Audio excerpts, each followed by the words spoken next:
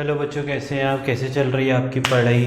और periodic classification के second lecture में हम लोग आज पढ़ेंगे न्यूलैंड्स लॉ ऑफ ऑक्टेव्स और मेंडलीव्स पीरियोडिक टेबल, और उसके बारे में कुछ क्वेश्चंस के भी डिस्कशन करेंगे। तो पहले लेक्चर में मैंने तो आपको क्लासिफिकेशन का इंपॉर्टेंस बताया था, इंट्रोडक्शन दिया था, और डॉबरिनस ट्रायड्स के बारे में हमने डिस्कशन किया था कि वो ट्रायड्स क्या थे, कैसे क्लासिफिकेशन हुआ था। आज जो हम लोग पढ़ेंगे न्यूलैंड, जॉन न्यूलैंड जो थे इंग्लिश के जो थे साइंटिस्ट थे, इंग्लैंड के साइंटिस्ट थे, और जिन्होंने क्या किया हुआ था कि 1866 कौन से साल में 1866 में उन्होंने क्लासिफिकेशन किया है 1866 में, and he was an English scientist, isn't it. अच्छा, अभी न्यूलैंड साहब ने क्या किया? न्यूलैंड साहब ने क्या किया? He took all the known elements and arrange them in the increasing order of the atomic masses. उन्होंने क्या किया? एटॉमिक मास तो पता है, sum of protons and neutrons. उन्होंने सभी एलिमेंट्स को इकट्ठा किया और उनको क्या किया? मास के हिसाब से लगाया। जैसे मान लीजिए पहला, दूसरा, तीसरा, ऐसे करके जो भी अवेलेबल थे, जो भी एलिमेंट्स अवेलेबल थे, लगभग 56 एलिमेंट्स अवेलेबल थे। कितने अवेलेबल थे? 56 एलिमेंट्स अवेलेबल थे तब के टाइम पे, और उन्होंने 56 के 56 एलिमेंट्स लिए और उनको क्या किया? बस जो सबसे लाइटेस्ट था उसको पहला लिया, फिर दूसरा, तीसरा करके सबको पहले increasing order of the atomic masses arrange किया। देन उन्होंने पहला एलिमेंट लिया, ये टेबल आप बाद में देखो, पहले मैं क्या बोल रहा हूं, पहला एलिमेंट लिया वो रखा, ठीक है। दूसरा एलिमेंट लिया, उसके प्रॉपर्टीज चेक किए, फर्स्ट के साथ मैच हो रहे हैं क्या? नहीं हो रहे थे तो सेकेंड एलिमेंट उसके साइड में रखा, ठीक है। फिर थर्ड एलिमेंट लिया, देखा उसका प्रॉपर्टीज इसके साथ मैच हो रहे हैं, नहीं, इसके साथ मैच हो रहे हैं, नहीं, तो इधर साइड में रख दिया। फोर्थ एलिमेंट लिया, उसके प्रॉपर्टीज इसके साथ, इसके साथ, इसके साथ, नहीं, इधर। पांचवा एलिमेंट लिया, नहीं। छठा एलिमेंट लिया, इनके साथ किसके साथ प्रॉपर्टीज ने मैच हो रही हैं क्या? नहीं। सातवां लिया, उसके साइड में रखा। पर जब आठवां एलिमेंट लिया तो उन्होंने चेक, यानी जब चेक कर रहे थे वो कि उसके प्रॉपर्टीज इन सातों में से किसके साथ मिल रहे थे, तो फर्स्ट के साथ मिल रहे थे। नाइन्थ जब उन्होंने एलिमेंट लिया तो उन्होंने चेक किया तो फर्स्ट के साथ नहीं, सेकेंड के साथ उसके मैच हो रहे थे। 10th एलिमेंट के जो प्रॉपर्टीज थे वो थर्ड के साथ मैच हो रहे थे। तो देखिए क्या है, 8 क्या है, 8 क्या है, 1 के बाद 8वां एलिमेंट है, 9 क्या है, 2 के बाद 8वां एलिमेंट है। तो उन्होंने क्या लॉ लगाया? उन्होंने लॉ बताया, properties of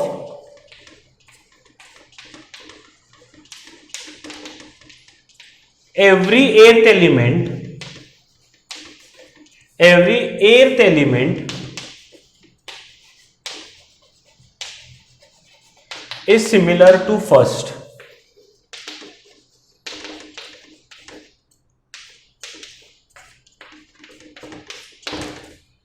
Properties of every eighth element, समझा? When if the elements are arranged in their increasing atomic mass, properties of earth element are similar to first. हर 8वें एलिमेंट के प्रॉपर्टीज पहले के साथ मैच करेंगे। यानी अगर मैं पहला लूं तो मैं 7 ऐड करूंगा तो 8वें एलिमेंट पे आ जाऊंगा, तो 1 और 8 के प्रॉपर्टी सेम होंगे। अगर मैं मान लो 5वां एलिमेंट हूं तो 5वें को 7 ऐड करो तो क्या होगा? 12वें के 5वें के साथ ये 12वें और 5वें का प्रॉपर्टीज सेम होंगे। समझ में आ रहा है? एवरी एथ एलिमेंट, जो 8वां एलिमेंट आने वाला है उसके प्रॉपर्टीज पहले की तरह सिमिलर होंगे।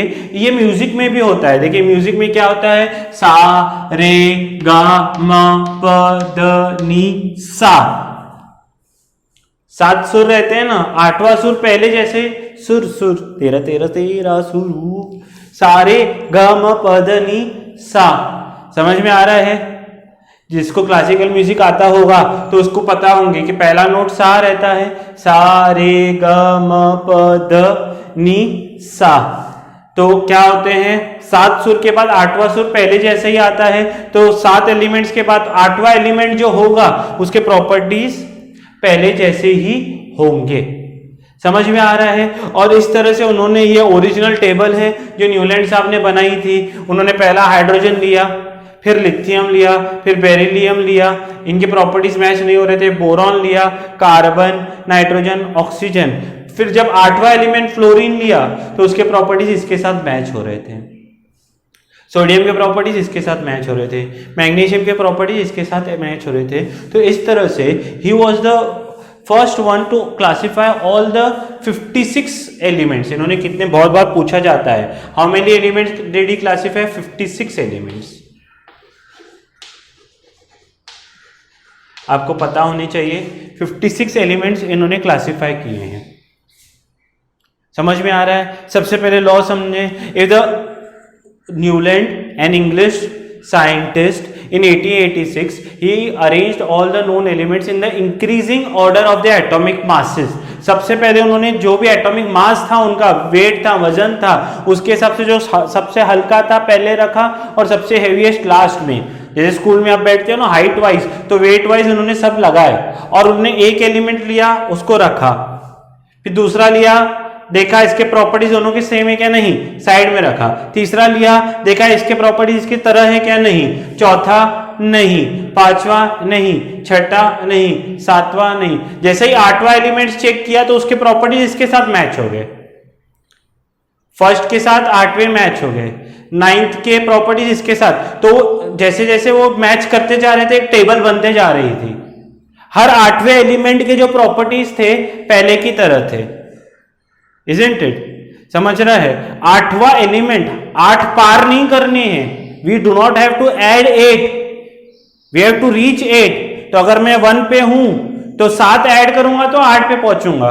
7 एलिमेंट्स पार करने। देखिए ये फर्स्ट था तो 1 2 3 4 5 6, 7वां जो है इधर आ जाएगा, सा रे गा म प ध नि सा। ठीक है, ये फर्स्ट है तो इसका 8th एलिमेंट। समझ रहा है। 7 ऐड करने हैं, 7 पार नहीं करने। समझ रहा है। तो properties of every 8th element is similar to first one. तो अगर ये फर्स्ट है तो इसके हिसाब से 8th कौन सा होगा, ये 2nd होगा, ये 3rd होगा, ये 4th होगा, ये 5th होगा, ये 6th होगा, ये 7th होगा, ये 8th। Properties of 8th element are similar to the first one. 8वें का फर्स्ट की तरह है, 9वें का 2nd की तरह है, 10वें का, हर एक में हमको 7 ऐड करने हैं असलियत में, हर एक नंबर में। 5th का 12वें के साथ। मैं बोलूंगा 13 नंबर का किसके साथ होगा, तो 13, जैसे 1 को 7 ऐड किया तो 1 का 8th एलिमेंट ये है, 2 का 8th एलिमेंट ये है। समझ में आ रहा है। तो properties of every 8th element is similar to the first one. ये टेबल है। हाँ, एलिमेंट्स क्या करने हैं, उनके प्रॉपर्टीज जो होते हैं फर्स्ट के 8th के साथ मैच होते हैं, 2nd के 9th के साथ मैच होते हैं, 3rd के 10th के साथ। Properties of first are similar to the 8th one. और उन्होंने क्लासीफाई कैसे किया, 56 एलिमेंट्स को क्लासीफाई किया। ठीक है। और इनको law of octaves is known as is similar to music octaves, क्योंकि म्यूजिक में भी कैसे होता है, म्यूजिक में भी सा रे गा मा प ध नि सा, तो ये इनको नोट्स बोलते हैं म्यूजिक में। Every 8th note is similar to first one. हर 8वां जो सुर होगा पहले की तरह होता है। समझ में आ रहा है। तो इसलिए इसको क्या बोलते हैं, लॉ ऑफ ऑक्टेव्स भी बोला जाता है। इसको क्या बोला जाता है, लॉ ऑफ ऑक्टेव्स। पर ये क्या था, थोड़े दिन बाद लोगों ने देखा टेबल को ध्यान से, तो उन्होंने बोला क्या न्यूलैंड साहब आपने क्या किया है, कई जगह पे 2-2 एलिमेंट्स एक साथ रखे हैं, ये कैसे चलेगा, ये कोबाल्ट का है कि निकल की जगह है। तो देयर वर सम फेलियर्स। क्या फेलियर्स थे, पहला फेलियर था at some places Newland had kept और arrange 2 elements at the same place. First failure क्या है, 2 एलिमेंट्स, ध्यान से सुनिए, 2 एलिमेंट्स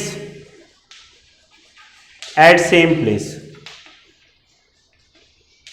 सेकेंड फेलियर सुनना, second when new elements were discovered, they could not fit in Newland's octaves, yeah, or they did not obey Newland's octaves. Newer elements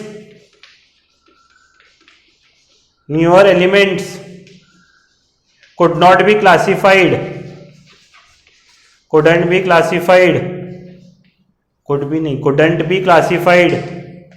by Newland's octaves. ठीक है, couldn't be classified. Third क्या है, at some places properties of different elements. देखिए यहां पर क्या है, hydrogen, fluorine, chlorine, bromine, ये सब एक कैटेगरी के हैं, पर कोबाल्ट और निकल एकदम अलग क्या है, ब्रीड है, अलग एलिमेंट्स हैं. कोबाल्ट निकल के प्रॉपर्टीज इनकी तरह सिमिलर नहीं है. At some places elements with different properties were kept in the same group. Cobalt और निकल के बिल्कुल ही प्रॉपर्टीज इनकी तरह नहीं है. Cobalt and nickel who have properties similar to iron, iron इधर रखा गया है, वो तीनों साथ में आने चाहिए, पर वो अलग है, ये अलग है. At some places elements having different properties were kept in the same group, whereas their properties did not match with that group. तो ये 3 फेलियर थे. समझ में आ रहा है? तो सबसे पहला जो क्वेश्चन इसमें आता है वो क्या आता है कि what are Newlands law of octaves. Newland का लॉ क्या है, how many elements did Newland classified, what were their reasons of failure. Reasons of failure फिर से एक बार, at some places there were 2 elements kept at the same place. Second क्या है, newer elements when they were discovered they did not obey Newland's octaves, law of octaves. नए elements ये law के साथ क्लासिफाई नहीं करने आ रहे थे नए एलिमेंट्स को. तीसरा जो at some places elements having similar property different properties were kept in elements having similar properties were kept in different groups. जैसे कोबाल्ट एंड निकल है एंड आयन है same properties but they are kept in different groups away from each other. So these are points of failure. तो ये तीनों questions आपको आने चाहिए. समझ में आ रहा है?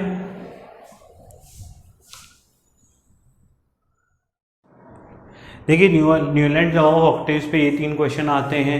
What are Newlands law of octaves. तो न्यूलैंड्स लॉ ऑफ ऑक्टेव्स क्या होता है आपको मैंने बताया. Newland what he did, he arrange elements in the increasing order of the atomic masses and he found out that properties of every 8th element are similar to the first one. ये उसका answer होगा.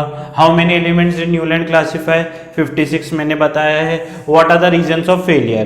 Though Newland classified 56 elements, his law was means obeyed up till calcium. Calcium तक ही वो क्या कर रहा था, पूर्ण रूप से लॉ फॉलो हो रहा था. But after calcium and newer elements were discovered, Newlands law of octaves was not obeyed or newer elements were not classified with Newland's law of octaves. At some places 2 elements were kept at the same place.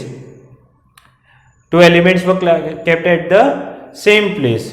As third point, and some groups elements having altogether different properties were kept in the same group. Example, copper and nickel were kept in the group of halogens. Cobalt and nickel were kept in the group of halogens, and cobalt and nickel have altogether different properties than halogens. तो मैंने बताया 3 failure थे.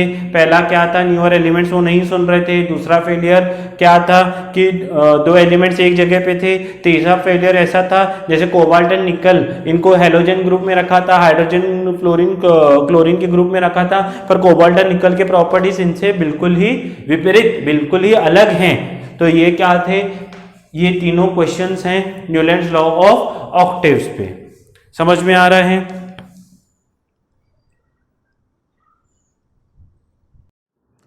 यहाँ पर देखिए बेहद important मेंडलियस periodic table important, यानी पूरे लेसन का जो इंपॉर्टेंट पॉइंट है अभी हम 15 से 20 मिनट में डिस्कस करेंगे. अगर आप ध्यान से सुनेंगे तो क्या होगा, कम से कम आपके 3 मार्क तो फिक्स हो जाएंगे एग्जाम में, क्योंकि इस सेक्शन के ऊपर एक ना एक सवाल हर बार पूछा ही जाता है. तो सब उसके बाद आए सर, आपके मन में सवाल आता होगा सर पहली थ्योरी फेल हो गई, ट्रायड्स हम समझे, फिर न्यूलैंड के बारे में आपने बताया, ठीक है, वो क्या हो गया, वो भी फेल हो गया. बरोबर है ना। तो आप बता रहे क्यों हो? बता इसलिए रहे हैं कि जो नए जो आ रहे थे साइंटिस्ट, वो पुरानी जो थ्योरी से उसे प्रेरणा ले रहे थे, उसमें ही सुधारना कर रहे थे। समझ में आ रहा है? तो डॉबर इनर पहले थे जिन्होंने पहला कदम उठाया था। असलियत में तो ऐसे बहुत सारे थ्योरीज थे। हम जो पढ़ेंगे मुख्यतः 4 पढ़ेंगे, Dobereiner, Mendeleev, Dobereiner, Newland, Mendeleev and Moseley, isn't it. तो पहला जो था ट्रायड जो था वो पहला स्टेप था, इसलिए पढ़ाया था मैंने। मेंडेलीव था, इन्होंने जो आइडिया बनाई थी, एक्चुअली ये आइडिया ही आगे चल के सक्सेसफुल बनी। उनके जो थोड़े बहुत मिस्टेक्स थे वो मेंडेलीव साहब ने करेक्ट किए। अच्छा, मेंडेलीव साहब ने कैसे करेक्ट किए देखिए। मेंडेलीव साहब ने कुछ नहीं किया। मेंडेलीव साहब ने बोला, मेंडेलीव जो खुद एक रशियन साइंटिस्ट थे, 1866 में न्यूलैंड काम करके गए थे। उन्होंने देखा कि इनका जो टेबल है वो ऐसा ऐसा है और मैं सुधारना करता हूँ। इन्होंने क्या किया, जो भी इनके टाइम पे कितने एलिमेंट्स नोन थे, 63। इन्होंने कितने एलिमेंट्स को क्लासिफाई किया था? असलियत में आज कितने एलिमेंट्स हैं? 120 हैं। इनके टाइम पे कितने थे? 63 एलिमेंट्स थे। इन्होंने भी क्या किया, he arrange all the elements in increasing order of atomic mass. अब उनके वेट के हिसाब से एटॉमिक मास के increasing order of atomic mass इन्होंने अरेंज किया। ठीक है, इन्होंने सब अरेंज किया। ठीक है, इन्होंने सभी जो एलिमेंट्स थे उनका बॉइलिंग पॉइंट, मेल्टिंग पॉइंट, वो सॉलिड है, लिक्विड है, गैस है, यानी उनके सभी फिजिकल प्रॉपर्टीज उन्होंने क्यू कार्ड्स बनाए। क्यू कार्ड समझते हो, छोटे छोटे नोट्स रहते हैं ना, ऐसा बोला जाता है, वो क्यू कार्ड बनाते थे। ऐसा कार्ड बनाते थे, ऊपर इसका नाम लिखते थे, मान लीजिए ऑक्सीजन, पीछे उसके प्रॉपर्टीज लिखते थे, बॉइलिंग पॉइंट ऐसा, मेल्टिंग पॉइंट इतना। ठीक है, फिजिकल प्रॉपर्टीज के बारे में देखा। इन्होंने इन सभी का जो रिएक्शन है, हाइड्रोजन एंड ऑक्सीजन, ये क्योंकि दोनों रिएक्टिव है, इनके साथ उनका रिएक्शन करवाया और देखा क्या बन रहे हैं, यानी उनके केमिकल प्रॉपर्टीज के बारे में भी थोड़ी सी उन्होंने जानकारी हासिल की। ठीक है, उन्होंने जानकारी हासिल की। ठीक है, तो पहला एलिमेंट लिया, उसके प्रॉपर्टीज देखे। अच्छा, उन्होंने पहला ग्रुप लिया, पहला एलिमेंट को इधर बिठाया, बोला पहला क्यू कार्ड इधर रखा, भाई तेरा पहला तू इधर है। उन्होंने सेकेंड ग्रुप, दूसरा क्यू कार्ड लिया, देखा फर्स्ट के साथ मैच हो रहे हैं कि नहीं, सेकेंड इधर रखा। थर्ड क्यू कार्ड लिया, उसके प्रॉपर्टीज मैच हो रहे हैं क्या, नहीं। ऐसे करते करते वो 8वें तक गए। उन्होंने कुछ भी नहीं बोला, जैसे न्यूलैंड साहब ने क्या बोला था, एवरी 8th एलिमेंट, उन्होंने कुछ नहीं बोला, वो लगाते चले गए क्यू कार्ड्स को। फिर 9th एलिमेंट आया या 10th एलिमेंट जो भी था, उन्होंने कुछ नंबर नहीं बताया था, जो भी होगा मान लो 10 होगा, 11 होगा, पता नहीं, जो भी होगा। 10वां एलिमेंट इधर लगाया। उन्होंने देखा नेक्स्ट एलिमेंट, अच्छा नेक्स्ट एलिमेंट का अगर ये सेकेंड आ रहा है, थर्ड के साथ नहीं मैच हो रहा है, तो उन्होंने वहां पर एक क्वेश्चन मार्क वाला क्यू कार्ड रखा, भाई ये इसके साथ नहीं मैच हो रहा है, आगे मैच होगा। 12 एलिमेंट इधर लगाया। फिर उन्होंने मान लीजिए ऐसा लगाया, फिर इधर कोई नहीं आ रहा है, सीधा ये वाला आ रहा है, मीन्स कहीं कहीं क्या हो रहा था, मान लीजिए इसका प्रॉपर्टी आ रहा था, इसके बाद वाला नहीं आ रहा था, तो उन्होंने वहां क्वेश्चन मार्क वाला क्यू कार्ड लगाया और आगे बढ़े। Means he left some vacant spaces also. Newland साहब क्या कर रहे थे, लगाते ही जा रहे थे, इन्होंने लगाया नहीं। उन्होंने प्रॉपर्टीज देखे, पहला, दूसरा, तीसरा, चौथा, पांचवा, छठा, सातवां, आठवां, 9वां, 10वां, जो भी था। फिर नेक्स्ट रखा, अच्छा इसके साथ मैच हो रही है, इसके साथ। अभी मान लीजिए ये थर्ड ग्रुप था, सेकेंड ग्रुप का एलिमेंट आया, फिर जो नेक्स्ट क्यू कार्ड उन्होंने लिया था सेकेंड ग्रुप का था, फिर सीधा क्या हो रहा था, यहां पर फोर्थ ग्रुप के साथ मैच हो रहा था, तो बीच में एक वैकेंट स्पेस बच रही थी ना, वहां क्वेश्चन मार्क वाला क्यू कार्ड रख रहे थे वो। ठीक है, तो क्वेश्चन मार्क वाला क्यू कार्ड का मतलब क्या होगा वो मैं आपको बाद में बताऊंगा। पर उन्होंने क्या बोला, उन्होंने जस्ट एक ही लॉ एक ही लाइन में दिया। उन्होंने क्या बोला, properties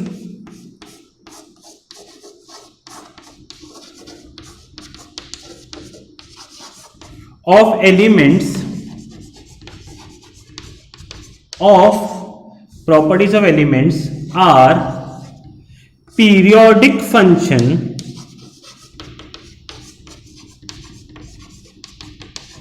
of atomic masses. Properties of elements है periodic function of atomic masses का मतलब क्या है? ये जो सभी वो कर रहे थे इसका मतलब क्या है? देखिए फर्स्ट आ रहा था, फर्स्ट उन्होंने रखा था क्यू कार्ड, फिर और थोड़ी देर बाद वापस इसी ग्रुप में आ रहे हैं ना हम लोग, वापस रिपीट हो रहा है। ये रिपीटेशन को ही हम लोग बोलते हैं पीरियोडिक फंक्शन। पीरियोडिक फंक्शन का मतलब क्या है? रिपीटेशन को। रिपीटेशन को बोलते हैं पीरियोडिक फंक्शन, इजंट इट? जैसे ठंडी गर्मी बारिश, ये क्या है? पीरियोडिक फंक्शन है टाइम के। हर थोड़े टाइम के बाद ठंडी आती है, गर्मी आती है, बारिश होती है नहीं? Sunrise and sunset are periodic function of time. हर 12 घंटे के बाद सनराइज होगा, हर 12 घंटे के बाद सनसेट होगा, सही है ना? तो क्या होता है पीरियोडिक फंक्शन का मतलब क्या है? रिपीटेशन। पर ये रिपीट किसके वजह से हो रहे हैं? After some atomic masses. ये किसके फंक्शन है? जैसे ठंडी गर्मी, ये किसके फंक्शन है? टाइम के, मंथ्स के। हर थोड़े मंथ के बाद क्या होता है? ठंडी आती है, हर थोड़े मंथ के बाद गर्मी आती है, हर थोड़े मंथ के बाद क्या आता है? जीवन में बारिश आती है, बराबर है कि नहीं? तो यहां पर क्या है? रिपीटेशन का मतलब क्या है? Periodic function. तो properties of elements, periodic function का मतलब क्या है? Are repeated after atomic mass, यानी हर थोड़े एटॉमिक मास के बाद वही प्रॉपर्टीज रिपीट होती हैं। हर थोड़े एटॉमिक मास के बाद वही प्रॉपर्टीज रिपीट होती हैं, ये उनका मानना था। बस इन्होंने इतना ही लॉ दिया। उन्होंने बोला हर थोड़े एटॉमिक मास के बाद प्रॉपर्टीज रिपीट होंगी, और आप जैसे जैसे प्रॉपर्टीज रिपीट होंगी आप क्यू कार्ड आगे आगे लगाते जा सकते हैं। देखिए यहां पहला एलिमेंट था, दूसरा, तीसरा, ये क्यू कार्ड्स क्या है? दिया प्रॉपर्टीज ऑफ एलिमेंट्स। देखा उन्होंने पहला एलिमेंट, अच्छा इधर लगाया, दूसरे का इसके साथ नहीं, तीसरा नहीं, चौथा नहीं, लगाते गए, पांचवा नहीं, बराबर है ना, छठा नहीं, सातवां नहीं, 7 क्यू कार्ड्स लगाए, 8वां लिया, अच्छा 8वें का फर्स्ट के साथ मैच हो रहा है, लगा दिया। 9वां क्यू कार्ड लिया, अच्छा इसके साथ मैच हो रहा है, लगा दिया। 10वां क्यू कार्ड लिया, अच्छा इसके साथ मैच नहीं हो रहा है, आगे वाले के साथ मैच हो रहा, यहां क्वेश्चन मार्क वाला क्यू कार्ड रख दिया। ये क्वेश्चन मार्क वाला क्यू कार्ड का मतलब अभी मैं बता रहा हूं। उन्होंने बोला कि ये जो है मेरा भाई साहब क्वेश्चन मार्क वाला, ये फ्यूचर में ऐसा एलिमेंट है जो फ्यूचर में क्या होगा? डिस्कवर होगा। अभी भले ये मुझे पता नहीं है, पर ये क्या होगा? क्वेश्चन मार्क, इधर जगह खाली है, यानी ये जो है क्या होगा? एलिमेंट ये फ्यूचर में डिस्कवर होने वाला है, अभी हमको पता नहीं है। और असलियत में जब फ्यूचर में ये एलिमेंट क्या हुआ था? डिस्कवर हुआ, जो 11 और 12 के बीच में था। 11 और 12 तो नंबर है, तो उन्होंने क्या बोला? फ्यूचर में ये एलिमेंट डिस्कवर होगा, और असलियत में ये डिस्कवर हुआ। समझा? तो मेंडेलीव साहब ने क्या ली थी? न्यूलैंड से ही प्रेरणा ली थी, पर उन्होंने देखा कि क्या हो रहा है, हर 8वें एलिमेंट की प्रॉपर्टीज मैच नहीं हो रही है। तो जो 8वां, इन्होंने भी वही बोला है कि प्रॉपर्टीज, उन्होंने क्या बोला था? Properties of every 8th element are similar to first one. वो क्या बोल रहे थे? हर 7 एलिमेंट्स के बाद प्रॉपर्टीज रिपीट होंगी। तो इन्होंने सिर्फ वो शब्द 8वां जो है निकाल दिया है। ये भी तो वही बोल रहे हैं, न्यूलैंड साहब भी वही बोल रहे थे कि प्रॉपर्टीज रिपीट होंगी, ये भी बोल रहे हैं प्रॉपर्टीज रिपीट होंगी। पर न्यूलैंड साहब ने जो 8वां नंबर दिया था कि प्रॉपर्टीज हर 8 एलिमेंट्स के बाद रिपीट होंगी, इन्होंने वो 8वां शब्द जो है वो निकाल दिया है। ये क्या बोल रहे हैं कि प्रॉपर्टीज रिपीट होंगी हर थोड़े एटॉमिक मास के बाद, पर कितने एटॉमिक मास के बाद ये उन्होंने कंफर्म नहीं बताया। ये कंफर्म उन्होंने बिल्कुल भी कंफर्म नहीं बताया। इन्होंने सिर्फ ऐसा बताया कि प्रॉपर्टीज रिपीट होंगी कि किसके बाद? थोड़े थोड़े एटॉमिक मास के बाद रिपीट होंगी। समझ में आ रहा है? तो ये क्या है? न्यूलैंड साहब का पूरा मेंडेलीव साहब का पूरा क्या था? रोल था। इसके एडवांटेजेस और डिसएडवांटेजेस भी हमको पढ़ने हैं। तो पहले आप क्या कीजिए, इतना एक बार पूरा बोर्ड के पॉइंट सब समझ लीजिए, तो मैं एडवांटेजेस और डिसएडवांटेजेस के बारे में बताता हूँ। देखिए यहाँ पर क्या है, मेरिट्स हैं। ये मेंडलीव साहब ने जो टेबल डिस्कवर किया था उसके मेरिट्स क्या हैं, ये बहुत ही इंपॉर्टेंट क्वेश्चन है। मैंने शॉर्ट में मेरिट्स लिखे हैं, आपको टेक्स्ट बुक से पूरे पूरे पॉइंट्स लिखने होंगे। एग्जाम में 3 मार्क के लिए क्वेश्चन आता है, व्हाट वर मेरिट्स। तो atomic masses of some elements were corrected after classification. जैसे ही मैंने मेंडलीव साहब ने पूरे टेबल में क्यू कार्ड्स बनाए थे, मैंने जैसे आपको बताया, तो उन्होंने देखा कि बेरिलियम का जैसे मास था पहले 14.09 माना जाता था, फिर करेक्ट करके उसको 9.4 किया गया। बेरिलियम साहब ने देखा अरे ये बेरिलियम तो क्या है, मेंडलीव साहब ने देखा अरे ये बेरिलियम तो क्या है, ये क्या आ रहा है 9 और 10 के बीच में आ रहा है, 14-15 के बीच में नहीं आ रहा है। तो उसका जो मास था वो करेक्ट किया गया टेबल के हिसाब से।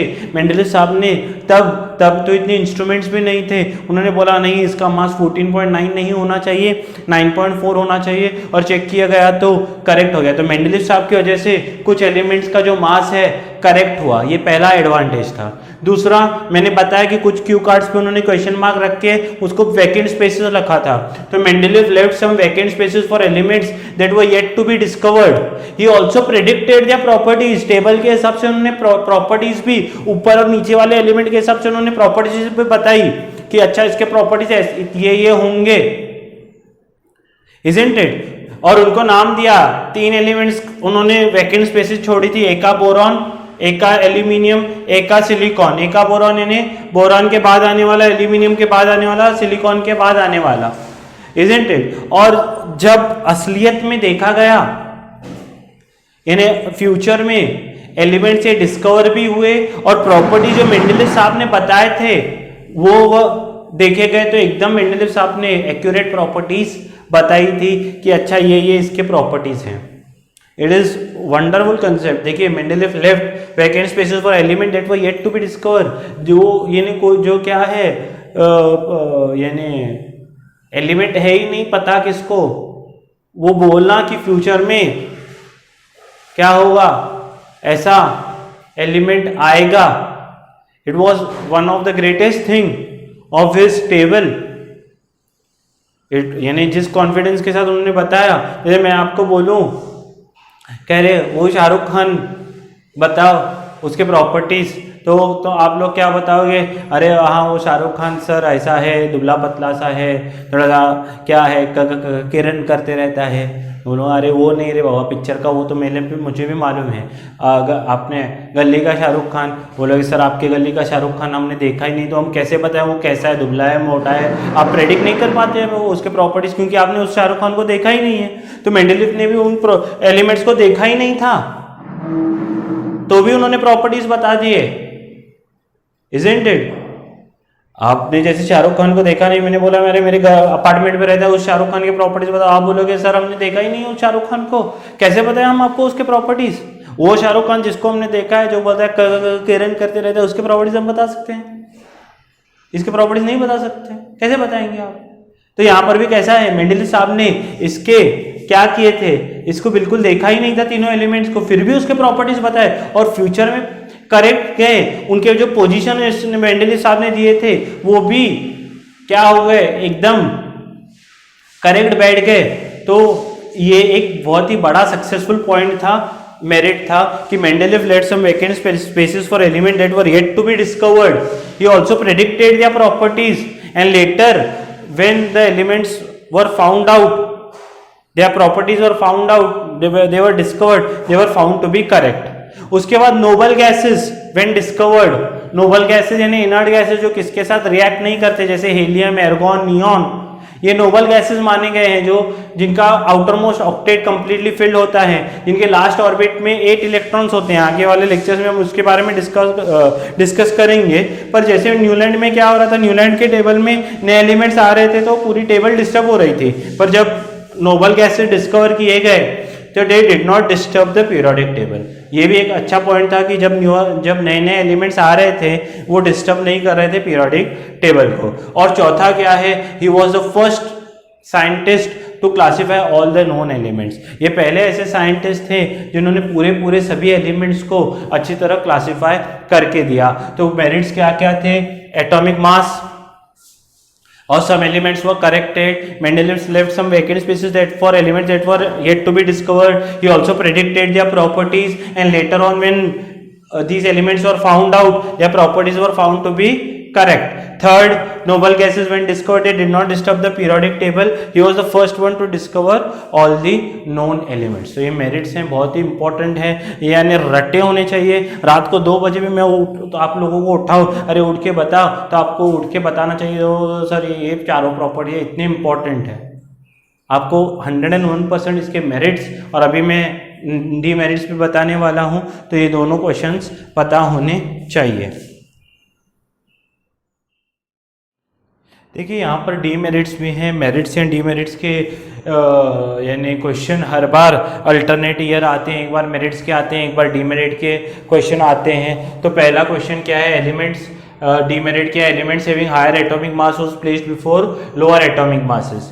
यानी कुछ जगह पे क्या हो रहा था, मैं ये शॉर्ट में लिख रहा हूँ, पॉइंट्स आपको टेक्स्ट बुक से पूरे डिटेल में लिख रहे हैं. कुछ जगह पर जैसे कोबाल्ट का मास कितना है 58.9 और निकल का मास क्या है 58.6. मेंडेलीव साहब ने क्या बोला था कि what was Mendeleev's law. Mendeleev said that if elements are arranged in their increasing atomic masses, properties of elements are periodic function of the atomic masses. यानी पहले वो एलिमेंट आने चाहिए जिनका मास कम है. तो यहां पर क्या है, कोबाल्ट का मास 58.9 है और निकल का मास 58.6 है.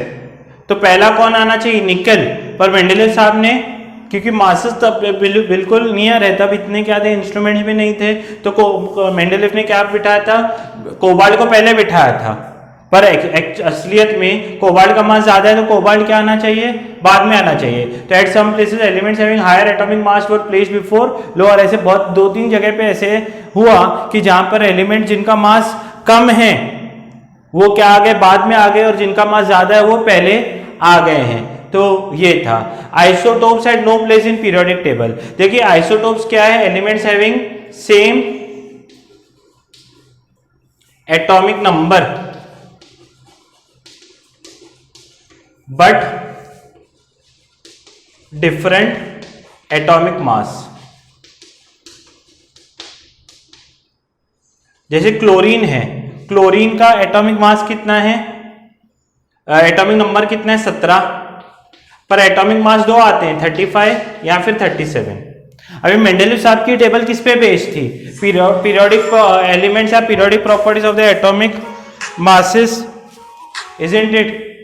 मेंडेलीव साहब ने क्या बोला है, प्रॉपर्टीज ऑफ एलिमेंट्स या periodic function of the atomic masses. हर थोड़े एटॉमिक मास के बाद क्या होंगे, प्रॉपर्टी सेम होंगे. तो यहाँ पर जैसे आइसोटोप्स हैं, इनका एटॉमिक नंबर सेम होता है पर एटॉमिक मास अलग अलग है, isn't it? और मेंडेलीव की टेबल, मेंडेलीव का लॉ क्या बोलता है, properties are periodic function of atomic masses. Mass तो अलग अलग है ना, तो क्लोरीन को 2 अलग अलग जगह मिलनी चाहिए. मेंडेलीव की टेबल किस पे बेस्ड है, एटॉमिक मासेस पे बेस्ड है. तो क्लोरीन के 2 अलग अलग मास है. लोगों ने बोला आपकी टेबल एटॉमिक मास पे है, तो अगर मास अलग अलग है तो जगह भी अलग अलग होनी चाहिए. पर अगर मेंडेलीव साहब अलग अलग जगह दे रहे थे तो टेबल डिस्टर्ब हो जा रही थी, क्योंकि क्या हो रहा था, क्लोरीन है तो एक एलिमेंट, उसके प्रॉपर्टीज तो सेम ही होंगे. क्लोरीन 35 हो या 37 हो, 90% जो प्रॉपर्टीज होती हैं वो सेम ही होती हैं. तो टेबल डिस्टर्ब हो रही थी. तो मेंडेलीव साहब ये क्वेश्चन का आंसर नहीं दे पाए कि आइसोटोप्स को सेम जगह देनी है कि अलग अलग. लोगों ने बोला आपकी टेबल एटॉमिक मास पे बेस्ड है, तो आइसोटोप्स में क्या है, मास क्या होता है, अलग अलग होता है. जैसे क्लोरीन 35 है, 37 है, कार्बन 12 होता है और कार्बन 14. तो 2 अलग अलग मासेस है, तो कार्बन को 2 अलग अलग जगह दो. लोगों का बोलना ऐसा था, क्योंकि 2 अलग अलग मास है, पर उसका एटॉमिक नंबर तो 6 है, तो उसके प्रॉपर्टीज जो थे वो लगभग क्या थे, सिमिलर थे.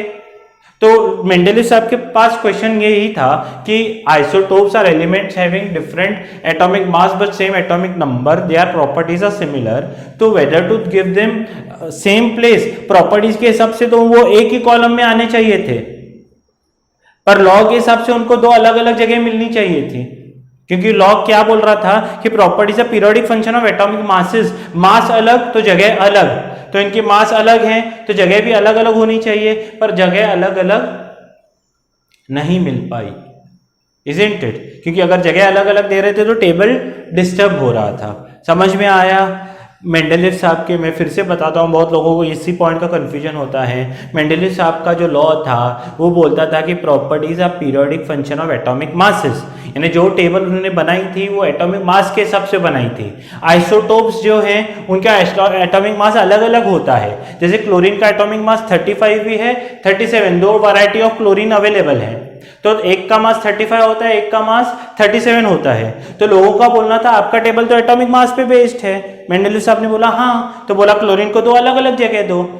पर जब मेंडेलीव साहब दो अलग अलग जगह देने गए तो दोनों हैं तो क्लोरीन, तो प्रॉपर्टी सिमिलर रहने की वजह से उन्होंने क्यू कार्ड पे तो प्रॉपर्टीज लिखी थी ना, प्रॉपर्टीज तो सेम थी, तो दो अलग अलग जगह नहीं दे पा रहे थे।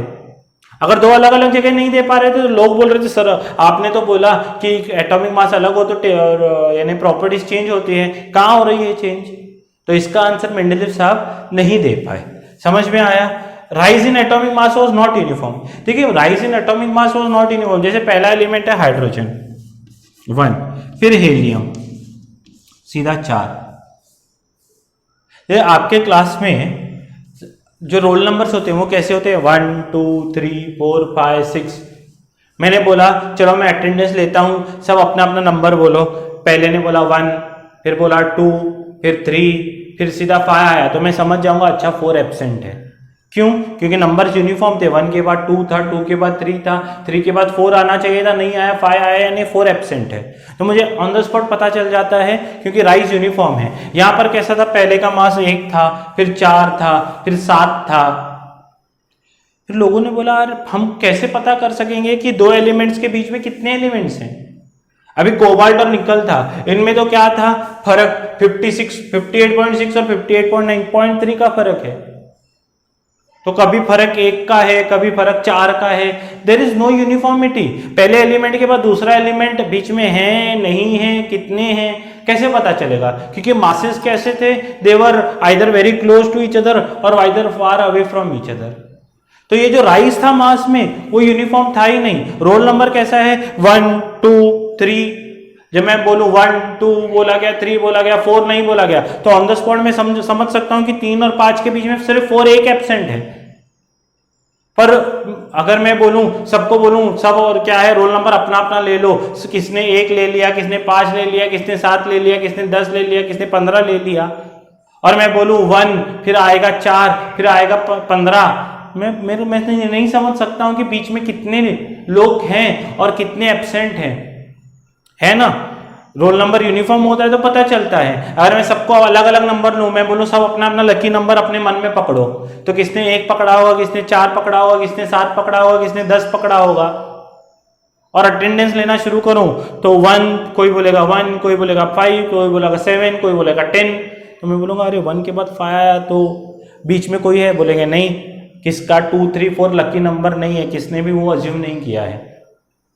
तो मैं यार बोलूँगा ऐसे कैसे, मेरे को कैसे पता चलेगा कि 1 और 5 के बीच में कोई प्रेजेंट है कि नहीं है? तो इसलिए रोल नंबर्स होते हैं यूनिफॉर्म। यहाँ पर एटॉमिक मास क्या था, यूनिफॉर्मली इंक्रीज नहीं हो रहा था। 1 के बाद 4 था, 4 के बाद 7 था, कभी कभी तो इतना कम था डिफरेंस मास में। समझ में आ रहा है? तो ये जो था rise was not uniform. Place of hydrogen was not fix. तो हाइड्रोजन जो है वो अल्कली मेटल्स, अल्कली मेटल्स कौन से होते हैं भैया? अल्कली मेटल्स वो होते हैं जो एक इलेक्ट्रॉन डोनेट करते हैं, जो एक इलेक्ट्रॉन डोनेट करते हैं, डोनेट दे देते हैं, गिव 1 इलेक्ट्रॉन। और हैलोजेंस विच एक्सेप्ट और शेयर 1 इलेक्ट्रॉन। ये 2 प्रकार के एलिमेंट्स होते हैं। अल्कली मेटल्स जो एक इलेक्ट्रॉन डोनेट करते हैं, जैसे सोडियम पोटेशियम हम डिस्कस करेंगे। हैलोजेंस यानी जो एक इलेक्ट्रॉन लेते हैं। अभी हमारे हाइड्रोजन भाई साहब थे, उनके प्रॉपर्टीज दोनों के साथ मैच हो रही थी। हैलोजेंस वाले क्यू कार्ड्स के साथ भी मैच हो रही थी और हमारे अल्कली मेटल वाले क्यू कार्ड के साथ भी मैच हो रही थी। तो मेंडेलीव साहब उसकी जगह फिक्स नहीं कर पाए कि उसको अल्कली मेटल्स के साथ रखना है कि हैलोजेंस के साथ लेकर रखना है। तो ये चौथा डीमेरिट था। ये क्या था? चौथा डीमेरिट था।